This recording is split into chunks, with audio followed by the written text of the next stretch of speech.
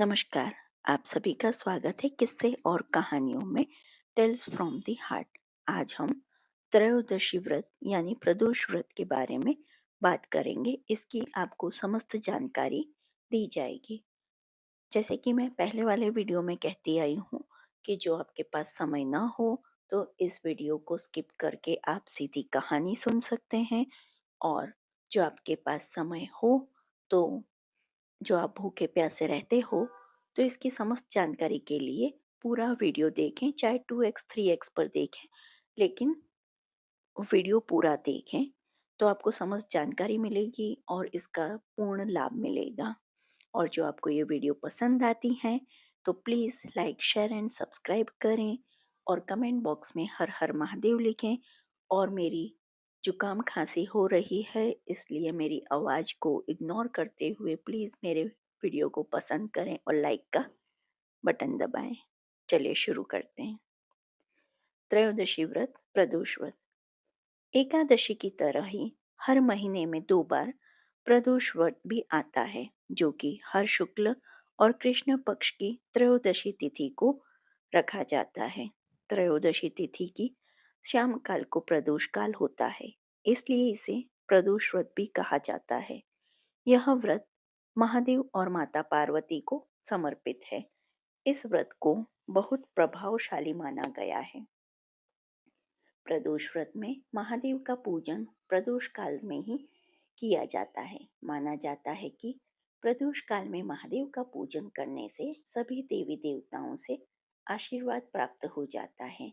साप्ताहिक दिवस सोमवार को आने वाले प्रदोष को सोम प्रदोष कहते हैं। मंगल को आने वाले प्रदोष को भौम प्रदोष तथा शनिवार के दिन आने वाले प्रदोष को शनि प्रदोष कहते हैं। वैसे तो त्रयोदशी तिथि ही भगवान शिव की पूजा के लिए श्रेष्ठ है, परंतु प्रदोष के समय शिव जी की पूजा करना और भी लाभदायक है। प्रदोष काल सूर्यास्त के 1.5 घंटे बाद तक माना जाता है। इसके अलावा प्रदोष काल को खास तौर पर महादेव जी की पूजन किया जाता है।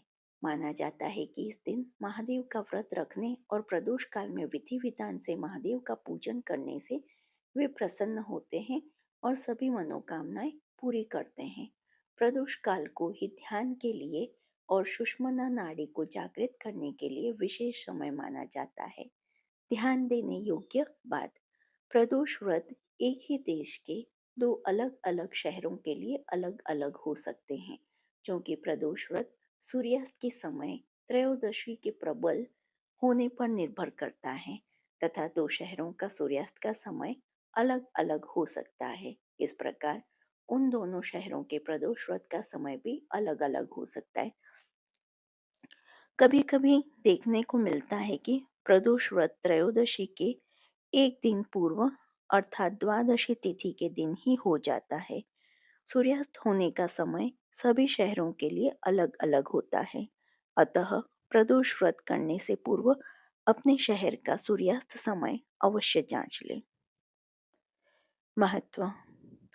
त्रयोदशी तिथि का मूलतः संबंध चंद्रमा से है। यदि कुंडली में चंद्रमा की स्थिति सही नहीं है तो त्रयोदशी या प्रदोष व्रत करने से लाभ मिलता है।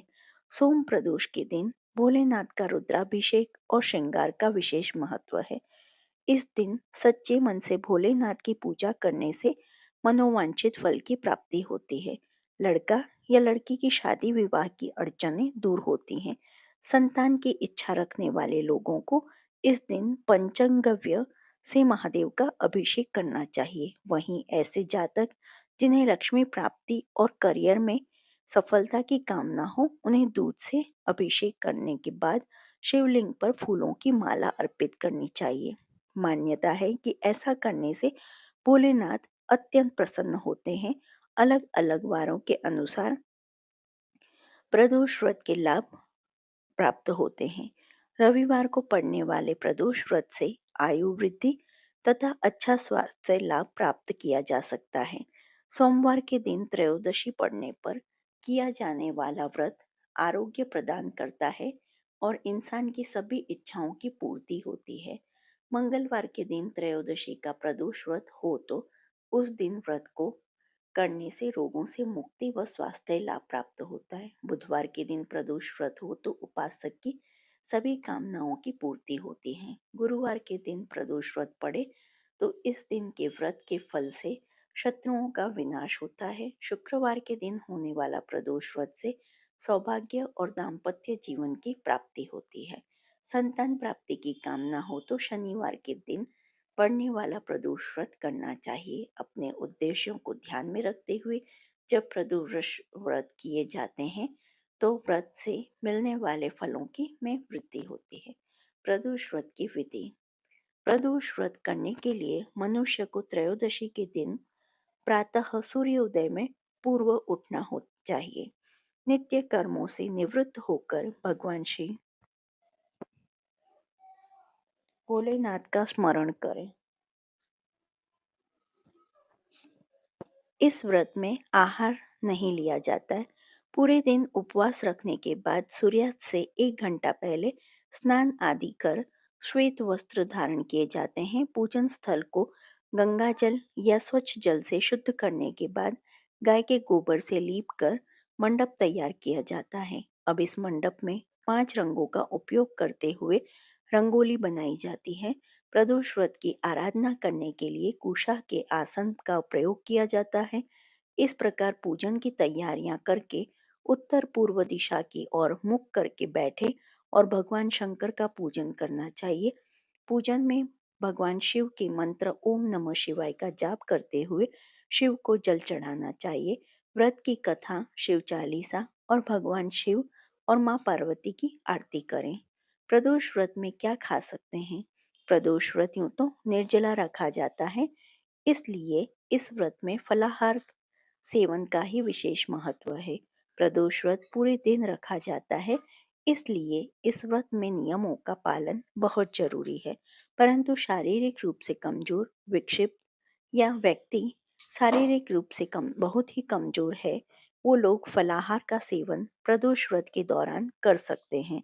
व्रत उपवास के समय फलाहार और खाना पीना एक ही बार ग्रहण करें और बार बार मुंह जूठा करके आप व्रत को भंग ना करें। इसलिए प्रदोष व्रत में इन सब बातों का ध्यान रखें कि आपको क्या खाना है और क्या नहीं खाना। उद्यापन विधि। इस व्रत को 11 या फिर 26 त्रयोदशियों तक रखने के बाद व्रत का उद्यापन करना चाहिए। व्रत का उद्यापन त्रयोदशी तिथि पर ही करना चाहिए। उद्यापन से एक दिन पूर्व श्री गणेश का पूजन किया जाता है। पूर्व रात्रि में कीर्तन करते हुए जागरण किया जाता है। प्रातः जल्दी उठकर मंडप बनाकर मंडप को वस्त्रों और रंगोलियों से सजाकर तैयार किया जाता है। ओम उमा सहित शिवाय नमः मंत्र की एक माला यानी 108 बार जाप करते हुए हवन किया जाता है। हवन में आहुति के लिए खीर का प्रयोग किया जाता है। हवन समाप्त होने के बाद भगवान भोलेनाथ की आरती की जाती है और शांति पाठ किया जाता है। अंत में 2 ब्राह्मणों को भोजन कराया जाता है और अपने सामर्थ्य अनुसार दान दक्षिणा देकर आशीर्वाद प्राप्त किया जाता है। क्यों किया जाता है प्रदोष व्रत? कहा जाता है कि समुद्र मंथन के दौरान जब हलाहल विष निकला था तो सृष्टि को बचाने के लिए उस भयंकर विष को भी पी लिया था। वो विष इतना ज्यादा असरकारी था कि उसे पीने के बाद महादेव का कंठ नीला पड़ गया था और विष के प्रभाव से उनके शरीर में असहनीय जलन होने लगी थी। तब देवताओं ने जल, बेलपत्र वगैरह से महादेव की जलन को घटाने की कोशिश की थी। जिस समय ये घटना घटी उस समय त्रयोदशी तिथि थी और प्रदोष काल था। संसार को विष के प्रभाव से बचाने के बाद देवताओं ने इसी प्रदोष काल में महादेव की स्तुति की थी। प्रसन्न होकर महादेव ने भी तांडव किया था। तभी से हर त्रयोदशी तिथि को प्रदोष काल में महादेव के पूजन की परंपरा चलती आ रही है और इस दिन रखा जाने वाला व्रत प्रदोष व्रत के नाम से प्रसिद्ध है। एक और पौराणिक एक और पौराणिक कथा के अनुसार चंद्रदेव जब अपनी 27 पत्नियों में से सिर्फ एक रोहिणी से ही सबसे ज्यादा प्यार करते थे और बाकी 26 को उपेक्षित रखते थे, जिसके चलते उन्हें श्राप दे दिया था, जिसके चलते उन्हें कुष्ठ रोग हो गया था। ऐसे में अन्य देवताओं की सलाह पर उन्होंने शिव जी की आराधना की और जहाँ आराधना की वहीं पर एक शिवलिंग स्थापित किया। शिव जी ने प्रसन्न होकर उन्हें न केवल दर्शन दिए बल्कि उनका कुष्ठ रोग भी ठीक कर दिया। चंद्रदेव का एक नाम सोम भी है। उन्होंने भगवान शिव को ही अपना नाथ स्वामी मानकर यहाँ तपस्या की थी, इसलिए इस स्थान का नाम सोमनाथ हो गया।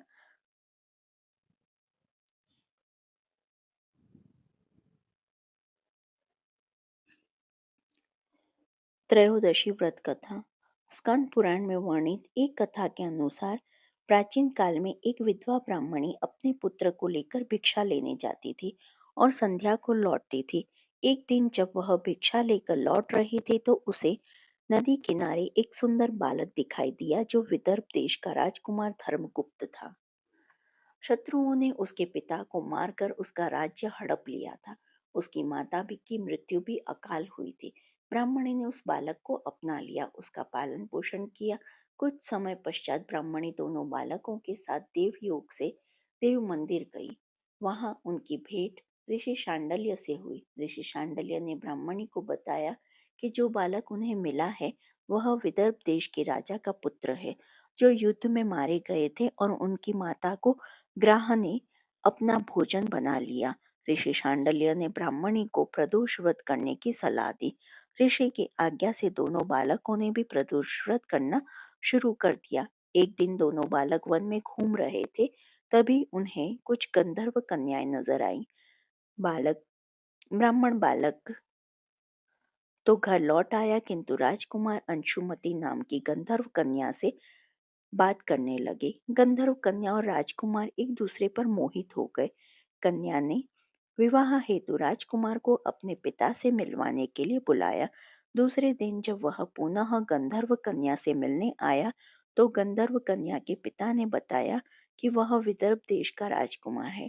भगवान शिव की आज्ञा से गंधर्व राज ने अपनी पुत्री का विवाह राजकुमार धर्मगुप्त से कराया।